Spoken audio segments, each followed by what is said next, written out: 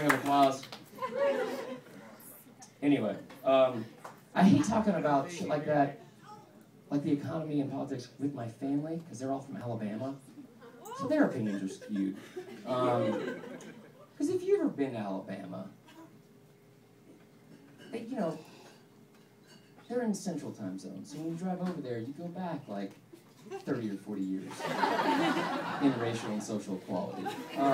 Just the dumbest, grossest people you'll ever meet. Like what they lack in teeth, they make up for in chromosomes. And just everyone is just disgusting. Just no attempt to progress themselves as individuals at all. You know what I mean? Just like everyone looks like the spawn of like Honey Boo Boo's mom and Toby Keith's inner monologues. Like they just come out of the womb with like a denim umbilical cord. Just gross. Just gross. But you can't talk, like my grandma always wants somebody, she always wants to blame Obama, like it's all his fault.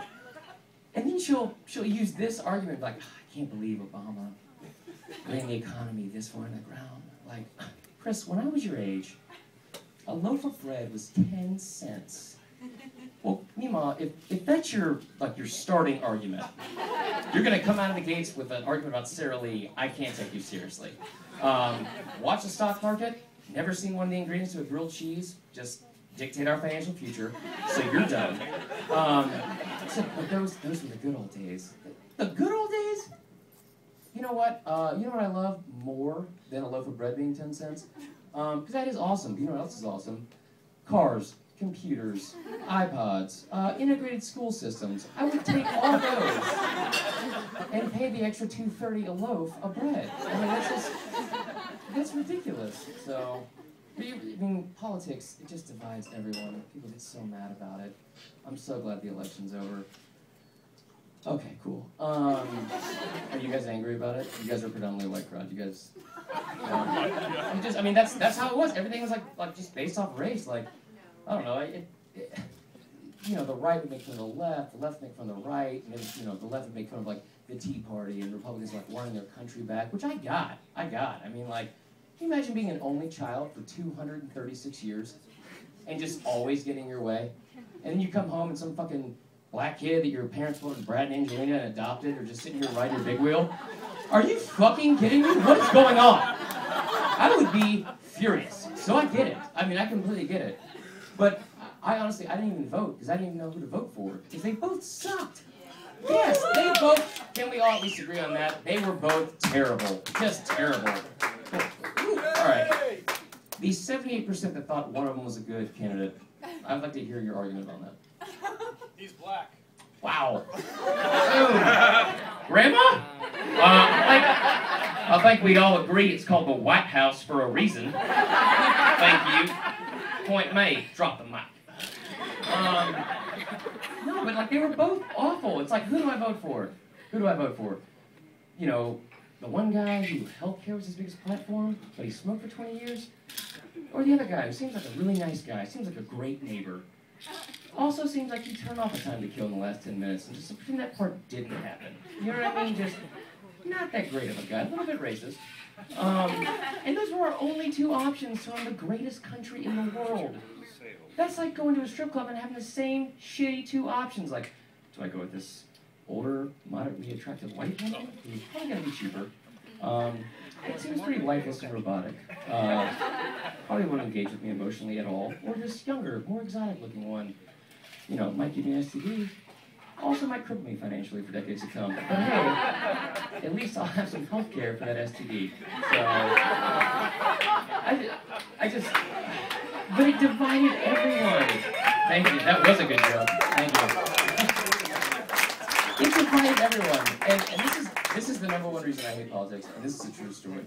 I was walking down Peachtree one day, and I looked up and there was two people arguing, and they were arguing over politics, and they were both homeless. One probably should be on the same team on that one. I mean, that seems like a given. But I looked up, and they were just in each other's face arguing, and one of them looks at the other one, and he goes, "Oh yeah? Well, why don't you take that shit back to Fraggle Rock, you snaggletooth faggot?" Wow! First off, high five to the Fraggle Rock reference. Sorry the late 90s were not so good to you, sir, but great reference. But that's what it does to people. One homeless man called another homeless man a snaggletooth faggot. One homeless man judged another homeless man purely based on his physical appearance. That's what politics does to people. That's terrible. That's also a good joke, but okay. I don't know. It's just where I'm from, which is Stone Mountain. They were happy. I will say that much. That crowd was very happy because it's an all-black neighborhood. If you're not familiar with Stone Mountain, I'm the only white person there. And by the way, here's how you know you live in an all-black neighborhood. If you're driving through, you don't see any signs that say slow, kids at play. They all say faster, more athletic kids at play. Statistically speaking, of course. And statistically, it's spray paint on the sign. Probably spelled wrong. I don't know. But no, I'm the only white person. You shouldn't clap as much for that one. That is... But I'm the only white person in my neighborhood. It's just me, one white guy, and just 100 black guys surrounding me. It's like I'm a college football coach. It's just, it's ridiculous. But I wish, I grew up in that environment, so I'm just kind of used to like differences, and I wish we could, I'll do one. Oh, you're the man. Give it up for this guy. I wish we could just accept the differences, because it shouldn't be like a point of like attack. Sometimes it's like really funny. Like, my favorite difference is how white and black people name their kids, especially daughters. Because white people, just way too much effort and research. Like, probably should put the same amount of effort into just figuring out like the correct time to pull out. You know what I mean? Like, oh, okay, well, you know, like, because it's fun to go, you know, shopping for cribs and baby books. You know, it's more fun than that. Not having your labia ripped open like a Hulk Hogan shirt. That's also fun. That's also fun. But they do way too much research on it. Like, they'll like get baby name books. They'll like Google what wind song means in some stupid Middle Eastern foreign language, and they'll send them like on Paisley, because you know they're big J. Crew fans or something like that. Like, and then you have the way black people do it, which is same effort, way more creative. Like there's a trademark on the line. Like you just like they're only given letters that are like in the 13th hour of a Scrabble match. Just like, oh shit, 7 letters? Okay, 1 vowel. Fuck, I have 2 Q's. How do I make this sound like a floral arrangement, but also applicable to a stage name at like, you know, her inevitable job at like a strip club near the airport? How do I do this? How do I do this?